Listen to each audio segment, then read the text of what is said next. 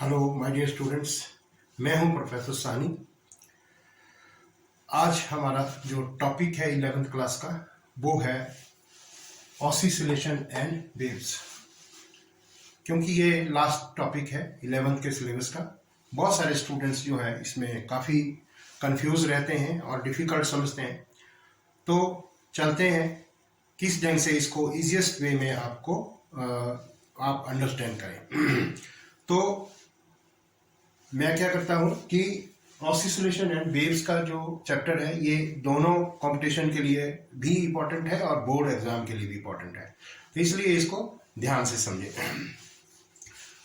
तो सबसे पहले हमारा जो टॉपिक है आज का वो है सिंपल हार्मोनिक मोशन। अब सिंपल हार्मोनिक मोशन होता क्या है आपको बताता हूँ। सिंपल हार्मोनिक मोशन में एक उदाहरण के लिए चलते हैं हम लोग। सिंपल हार्मोनिक मोशन को SHM भी बोलते हैं। इसको ऐसे समझते हैं, एक मैंने डायग्राम ऑलरेडी बनाया है। सिंपल पेंडुलम का हम केस लेते हैं। सिंपल पेंडुलम तो आप जानते हैं ना, एक सिंपल सा थ्रेड लेके इनएक्सटेंसिबल थ्रेड होना चाहिए वो, और उसके एंड में एक मेटल का बॉब यानी कि छोटा सा पॉइंट बॉब अटैच करके इसको रिजिड स्पोर्ट में हम सस्पेंड करते हैं, ऐसे लटकाते हैं। तो होता क्या है, थोड़ा सा हम इसको फोर्स देते हैं तो आप देखिए ये अपनी पोजीशन से, जो इसकी पहली पोजीशन थी, तो यहाँ पहुंचेगा मैक्सिमम हाइट पे, फिर उसके बाद वापिस आएगा, फिर यहां से यहां आएगा, इस तरीके से फिर ये यहां से वापिस आ जाएगा। तो अपनी इस मेन पोजीशन के अबाउट ये ऐसे मतलब जो है ऑसिलेट करता रहेगा। तो अब ये समझना जरूरी है कि अगर ये सिंपल पेंडुलम ऑसिलेट करेगा तो इसका क्या मतलब हुआ। अब देखो दूसरे डायग्राम पे आइए। दूसरे डायग्राम में मैंने क्या दिखाया है कि अगर ये सिंपल पेंडुलम ऑसिलेट करता है अपनी मीन पोजीशन के अबाउट, ठीक है, तो इसको हम सर्कुलर मोशन में कैसे समझते हैं। तो देखिए पहले मान लीजिए कि लेटस की जो आपका सिंपल पेंडुलम है वो मीन पोजीशन पे है। तो मैंने क्या किया, थोड़ा सा इसको फोर्स लगा के इसको ऐसे मतलब फोर्स दी और ये अपनी एक्सट्रीम पोजीशन में पहुंचा। तो आप यहाँ पे देखो ये XO X डैश है और YO Y dash, X axis और Y एक्सिस में हम इसको अच्छे ढंग से समझ सकते हैं। तो माय डियर स्टूडेंट होता क्या है, जब ये यहाँ से यहाँ पहुंचेगा यानी कि मीन पोजीशन से एक्सट्रीम पोजीशन में पहुंचेगा, तो आप मान लीजिए पहले ये यहाँ पे था मीन पोजीशन पे, ठीक है, फिर हमने सर्कुलर मोशन के लिए क्या किया, तो इसका मतलब मीन से एक्सट्रीम पोजीशन पहुंचा तो ये ऐसे यहाँ पे पहुंचा। अब एक्सट्रीम पोजीशन से फिर ये वापिस आएगा, तो जब वापिस आएगा तो ये नेक्स्ट सर्कल में यहाँ पे हाफ सर्कल हो जाएगा, ठीक है।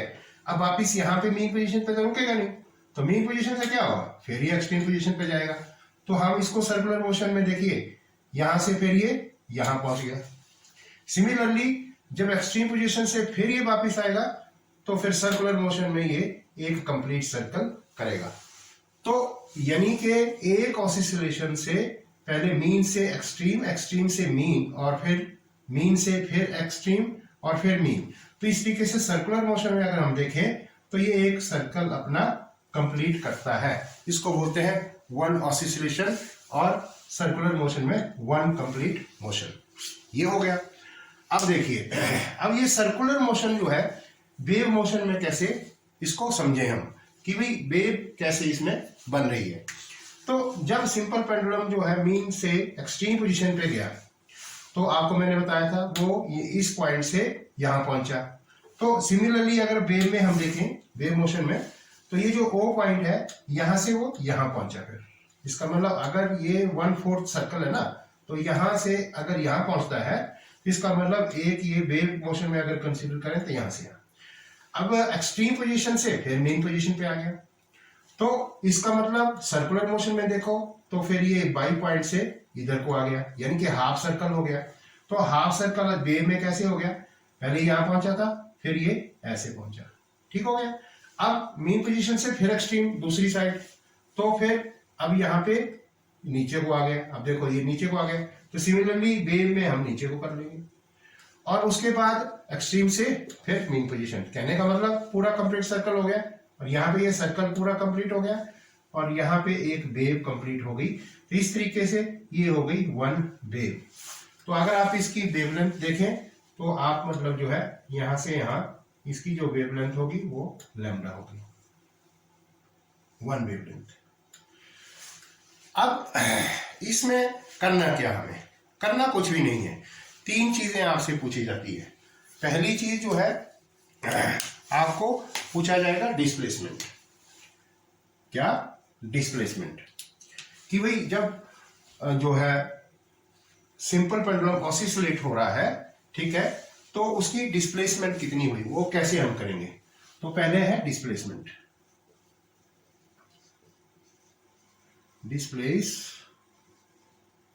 डिस्प्लेसमेंट।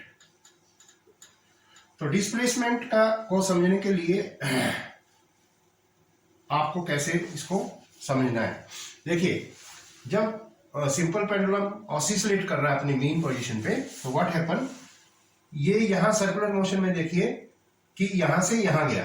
अब मैं क्या करूंगा, कंसीडर करूंगा एक पॉइंट P, ये देखिए, और P को O से मिलाऊंगा ये सर्कल में, तो ये OP हो गया। तो OP यहां से मैंने क्या किया, परपेंडिकुलर ड्रॉ किया, किसके ऊपर, वाई एक्सिस के ऊपर, तो ये PM हो गया परपेंडिकुलर। तो मान लो कि हमने कोई पार्टिकल है P कंसीडर किया, और अगर हम इसको सेंटर से मिलाते हैं, ये तो OP रेडियस हो गया। OP क्या हो गया, रेडियस। तो यहां OP आप लिखे रेडियस, और इसको R से रिप्रेजेंट करें, ठीक है। जो MP है, और ये तो परपेंडिकुलर हुआ, यानी कि MP is perpendicular to OP, यानी कि MP is perpendicular to OM, ये हो गया OM, ठीक है। अब एंगल कितना बना, लेट से यहां मैं इसको कोई भी पॉइंट लेता हूं K, लेट से दिस पॉइंट इज K, ये वाला। तो यहां पे जो एंगल डिस्क्राइब्ड हुआ KOP, यानी कि angle KOP, this will be theta. अगर ये एंगल थीटा है तो ऑब्वियसली ये थीटा हो गया, अल्टरनेट एंगल। तो कौन सा, OPM, this implies angle OPM is equal to theta. अब डिस्प्लेसमेंट निकालने के लिए करना क्या है, बहुत ही आसान तरीका, हम एक राइट एंगल ट्राइंगल को कंसीडर करेंगे। कौन सी राइट एंगल ट्राइंगल, देखिए OPM। तो हम यहां पे लिखेंगे in right angle triangle OMP, ठीक है। अब इस राइट एंगल ट्राइंगल में क्या करेंगे, देखिए ये थीटा है, थीटे के बिल्कुल अपोजिट, ध्यान रखिए, ये होता है परपेंडिकुलर, ठीक है। तो परपेंडिकुलर ओवर हाइपोटेन्यूज, हाइपोटेन्यूज क्या है, OP। तो परपेंडिकुलर ओवर परपेंडिकुलर हो गया OM ओवर OP, क्या हो गया, ये साइन थीटा, ओके। और इस करके जो OM है उसको हम फाइंड करते हैं। OM क्या आएगा, OP साइन थीटा। अब OP क्या है, ये रेडियस ऑफ द सर्कल है, तो इस करके R साइन थीटा। ये जो OM है ना, दिख रहा होगा आपको, OM ही डिस्प्लेसमेंट है इसकी। जब पेंडुलम सिंपल हार्मोनिक ऑसिलेट करता है अपनी मेन पोजीशन पे, ध्यान रखिए, तो इसको हम डिस्प्लेसमेंट निकालने के लिए इसको सर्कुलर मोशन कंसीडर करना होगा। तो इस करके सर्कुलर मोशन कंसीडर करके जो यहाँ पे OM है वो हमारा डिस्प्लेसमेंट हो गया। तो डिस्प्लेसमेंट को हम y से लिखें, तो therefore y is equal to क्या हो गया, R साइन थीटा। अब ये जो डिस्प्लेसमेंट ने जो आपसे पूछा था वो आपके पास पहले आ गई, लेकिन अब यहां पे थीटा क्या है, angle describe at the centre of the circle. तो देयरफॉर एक फार्मूला होता है हमारे पास, क्योंकि omega angular velocity is equal to theta upon T, ये आपने एंगुलर वेलोसिटी में पढ़ा होगा। और क्योंकि जब हमने सिंपल पेंडुलम को एक सर्कुलर मोशन में कंसीडर किया, तो ये जो पार्टिकल है ये किसी ना किसी वेलोसिटी से तो मतलब सर्कल में मूव किया, तो उसकी कोई वेलोसिटी होगी, वो है एंगुलर वेलोसिटी। तो अब हम क्या करेंगे, एंगुलर वेलोसिटी का फार्मूला लेकर थीटा इज इक्वल टू आ गया ओमेगा टी। तो थीटा की वैल्यू प्लेस करेंगे यहाँ पे, तो y is equal to R sine omega T. तो ये आपने याद रखना है, ये आ गई आपकी सबसे पहले डिस्प्लेसमेंट। मुझे लगता है क्लियर हो गया। अब हम दूसरी चीज जो आपसे पूछते हैं वो क्या पूछते हैं, वो पूछते हैं भाई वेलोसिटी।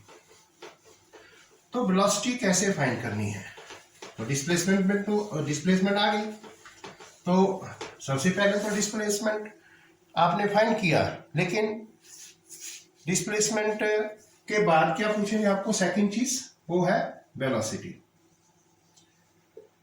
ओके, वेलोसिटी v से रिप्रेजेंट करेंगे। वेलोसिटी होता क्या है ना, simple, it is the rate of change of displacement. तो ये वेलोसिटी होती है। तो वेलोसिटी v का मतलब हो गया rate of change of displacement, यानी कि dy ओवर dt। अब क्योंकि आपने y निकाल दिया है, तो वो हम यहां सब्स्टिट्यूट करेंगे। तो देखते हैं d ओवर dt, y की वैल्यू है r साइन ओमेगा t। यहां से आपके पास आएगी वेलोसिटी, ध्यान से करना। तो therefore velocity is equal to r बाहर, साइन का डेरिवेटिव क्या होता है भाई, कॉस, क्या, ओमेगा टी, और ओमेगा टी का वो हो गया ओमेगा। तो देयरफॉर ये ओमेगा इससे नहीं मल्टीप्लाई करना। बहुत सारे स्टूडेंट क्या करते हैं, ओमेगा ओमेगा स्क्वायर कर देंगे, नहीं, ये जो है कांस्टेंट है, इसलिए r से मल्टीप्लाई होगा, तो r omega cos omega T. तो वेलोसिटी की पहली जो इक्वेशन है वो आ गई r omega cos omega T. Okay, अच्छा, अब हम इसको दूसरी इक्वेशन भी हम इसमें लिख सकते हैं। आपको मालूम है कि एक फार्मूला होता है sine square theta plus cos square theta is equal to 1। तो कॉस स्क्वायर थीटा क्या हो जाएगा, 1 माइनस साइन स्क्वायर थीटा। ये फार्मूला हम यहाँ पे यूज करेंगे, कॉस को हटाएंगे, साइन की फॉर्म में आ जाएंगे। तो हमारे पास क्या हो गया velocity, velocity v is equal to r omega. देखो यहां स्क्वायर नहीं है, ध्यान से, तो इस करके कॉस ओमेगा टी है, तो इसको मैं अंडर रूट कर लूंगा, आ जाएगा 1 minus sine square omega T. ठीक है, तो ये जो हमारे पास आ गई दूसरी इक्वेशन आ गई। अब मैं क्या करूंगा, इसको ऐसे लिख दूंगा, v is equal to omega को बाहर रखेंगे और अंदर r में ले लेते हूं, तो आ जाएगी r स्क्वायर माइनस, ये क्योंकि अंडर रूट से बाहर है, तो जब अंडर रूट से r अंदर जाएगा तो आ जाएगा r square sine square omega T. अब तो वेलोसिटी को फाइंड करने के लिए आपको अब क्या करना है, दो इक्वेशन है आपको मैंने बता दी। तो दूसरी जो इक्वेशन है वो भी आपने याद रखनी है, b is equal to omega, right, under the root r square minus, अब ये मैंने पहले बताया था, ये क्या है, r sign omega T displacement, इसके उसको y से रिप्रेजेंट करेंगे, तो ये हो गया r square minus y square. ये हो गई भाई वेलोसिटी की इक्वेशंस, बहुत important. Is it clear to all the students? ठीक है, अब हम करते हैं वेलोसिटी की डिस्कशंस कि कहां पे वेलोसिटी मैक्सिमम और कहां पे मिनिमम होगी। तो चलते हैं, ये जो क्वेश्चन है वो एग्जाम में और कंपटीशन दोनों में पूछे जाते हैं, तो ध्यान से आप समझें इसको, बहुत इंपॉर्टेंट टॉपिक आज का है। अब मैं पहली जो इक्वेशन थी उसको यहां पे कर लेता हूं, तो वो थी हमारे पास b is equal to r omega cos omega T, और दूसरी जो इक्वेशन थी वो मैं दूसरी साइड लिख लेता हूं। अभी जो हमने डिराइव किया वो है b is equal to omega, ये दोनों आपने याद रखनी है, r square minus y square. अब दोनों इक्वेशन से मैं आपको बताऊंगा कि जब सिंपल पेंडुलम ऑसिलेट करता है प्री मीन पोजीशन के अबाउट, तो कहाँ पे वेलोसिटी मैक्सिमम होती है और क्यों होती है, ये बहुत इंपॉर्टेंट है, और कहाँ मिनिमम होगी और क्यों होगी। तो सबसे पहले मैं चलता हूँ फर्स्ट केस, इस वाली इक्वेशन से। तो एट मीन पोजीशन देखते हैं हम, एट मीन पोजीशन। अब देखिए, जब मैंने आपको पहले बताया था कि जब सिंपल पेंडुलम अपनी रेस्ट पोजीशन पे होता है तो ये इसकी मीन पोजीशन है। यहाँ पे ये मीन पोजीशन को मैंने क्या किया है, एमपी लिखा, ठीक है, मीन पोजीशन। यहाँ पे आपसे पूछेंगे वेलोसिटी क्या होती है। तो मीन पोजीशन पे आप देखिए, तो जब आपने जो सिंपल पेंडुलम मीन पोजीशन पे था तो यहाँ पे सर्कुलर मोशन में देखिए, इसका मतलब ये पार्टिकल पी कहाँ पे था, यहाँ पे। इसका मतलब थीटा क्या हुआ उस वक्त, 0 डिग्री, ठीक है ना। थीटा कितना हुआ, 0 डिग्री। मीन पोजीशन पे थीटा ही नहीं हुआ क्योंकि पी पॉइंट तो यहाँ है, इस करके थीटा 0।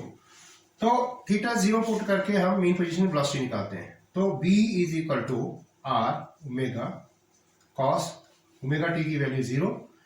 अब कॉस 0 क्या होता है भाई, तो आपको पता ही है 1 होता है, तो इस करके आर ओमेगा। तो b यहाँ पे मैक्सिमम आ गया भाई, this is very important, R omega. तो मीन पोजीशन पे जब बॉडी ऑसिलेट होती है, कोई भी बॉडी, जैसे in case of simple pendulum, तो वेलोसिटी मैक्सिमम कहाँ पे होगी, मीन पोजीशन पे। वैसे भी देख लो कि अगर आपने सिंपल पेंडुलम को ऑसिलेट किया है तो यहाँ पे वेलोसिटी मैक्सिमम होगी क्योंकि यहाँ से इधर उधर जाएगा।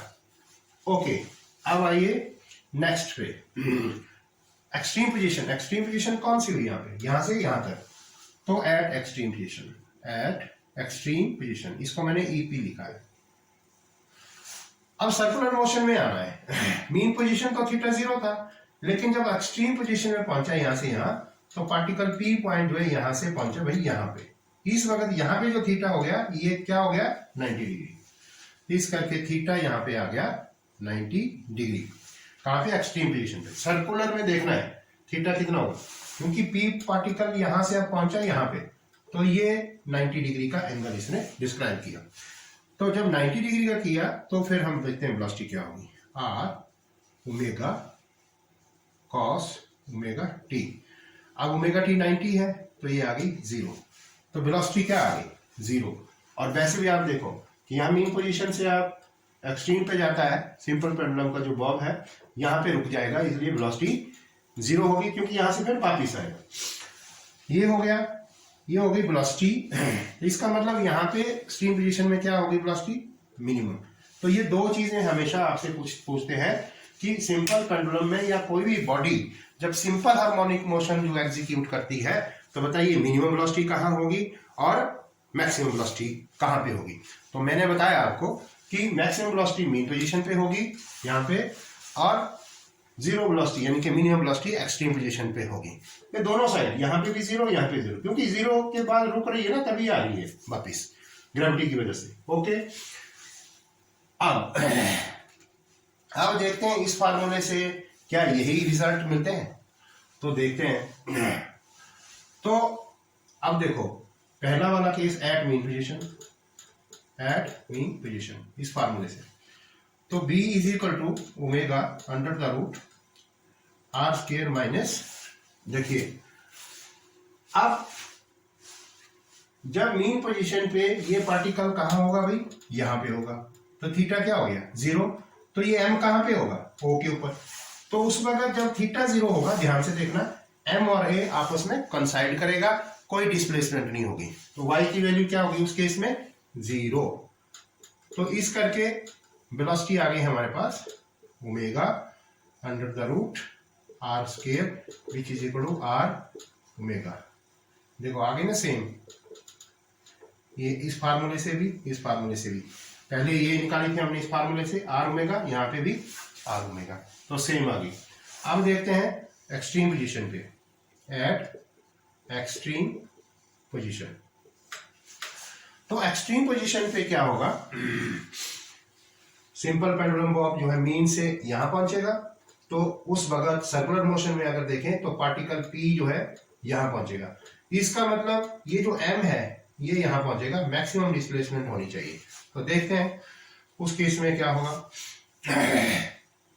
तो उस केस में क्या होगा, जो y है डिस्प्लेसमेंट, वो जो है ये m यहां पहुंचेगा, OP और OM बराबर होगा, यानी कि वो R के बराबर होगा, क्योंकि रेडियस हो गया ना वो, क्योंकि ये जो M पॉइंट है ये ऊपर पहुंच गया, ठीक है, एक्सट्रीम पोजीशन पे, P पॉइंट यहां, तो OM और OP बराबर, तो therefore y is equal to R। After substituting तो देखते हैं इस फार्मूले में, omega under the root R square minus y की जगह क्या पुट करेंगे हम, R, तो ये हो गया 0। इस करके वेलोसिटी क्या आ गई 0, कहां पे, एक्सट्रीम पोजीशन से। तो दोनों फार्मूले में सेम मैक्सिमम और मिनिमम सेम मतलब रिजल्ट्स आ रहे हैं। इसका मतलब दोनों फार्मूले से हमें पूछ सकते हैं वेलोसिटी। ये हो गई वेलोसिटी। अब थर्ड चीज जो आपसे पूछते हैं बहुत इंपॉर्टेंट है, वो है एक्सेलरेशन रेट। तो बताइए स्टूडेंट, एक्सेलरेशन क्या होता है? पढ़ा ना आपने एक्सेलरेशन छोटी क्लासेस में, ठीक है। Acceleration is nothing, it is the rate of change of velocity. तो निकालते हैं, चलते हैं एक्सेलरेशन की तरफ। तो acceleration is nothing but rate of change of velocity, यानी कि dv ओवर dt। तो हम वैल्यू सब्स्टिट्यूट करते हैं, d ओवर dt। तो वेलोसिटी की जो वैल्यू है वो आपने निकाली थी, क्या थी, r omega cos omega t। तो एक्सेलरेशन यहां से आ जाएगा, एक्सेलरेशन इज इक्वल टू, अब r और ओमेगा है तो कांस्टेंट है, take it outside, r omega is constant, therefore derivative of cos omega t क्या होता है भाई, माइनस साइन ओमेगा t। ये तो डेरिवेटिव आपको पता होना चाहिए ना। और एक चीज ध्यान रखना है, कई स्टूडेंट्स क्या करते हैं, भूल जाते हैं, ओमेगा टी का भी डिफरेंशिएशन करना है भाई, तो वो हो गया ओमेगा, तो इस करके ये ओमेगा इससे मल्टीप्लाई होगा, तो यहां मैं स्केयर लिख रहा हूं। अब देखिए एक्सेलरेशन इज इक्वल टू क्या आ गया, ओमेगा स्केयर माइनस में आर साइन ओमेगा टी, ये इसकी डेरिवेशन आ गई। अब क्योंकि आर साइन ओमेगा टी क्या होता है, ये तो पहले हमने कर लिया था फर्स्ट में, डिस्प्लेसमेंट होती है, तो इस करके acceleration is equal to minus omega square y, इसको मैं सारे को क्या पुट करूंगा, बाई, क्योंकि ये y is equal to R sine omega T होती है, आर साइन ओमेगा टी को सब्स्टिट्यूट करूंगा बाई। इज इट क्लियर, सभी को समझ आ गया? तो अब देखो ओमेगा क्या है, ओमेगा तो कांस्टेंट है, क्योंकि ओमेगा इज कांस्टेंट, ओके। तो एक्सेलरेशन जब यहां कांस्टेंट हटेगा is directly proportional to minus y आता है। तो कभी भी सिंपल हार्मोनिक मोशन की ये पहचान होती है कि अगर acceleration is directly proportional to displacement हो गया तो वो जो है सिंपल हार्मोनिक मोशन होता है। ध्यान रखिए क्या होता है, सिंपल हार्मोनिक मोशन। तो इस करके एक्सेलरेशन की जो वैल्यू आ गई माइनस ओमेगा स्क्वायर वाई। अब बोलेंगे आप सर नेगेटिव क्या है, नेगेटिव कुछ नहीं है, मतलब acceleration and y just opposite to each other, यानी कि ये है नेगेटिव साइन का। तो इस ढंग से तीन चीजें आपसे पूछी जाएगी, तीनों चीजें मैंने आपको स्टेप बाय स्टेप मतलब समझा दी with derivations. So thank you.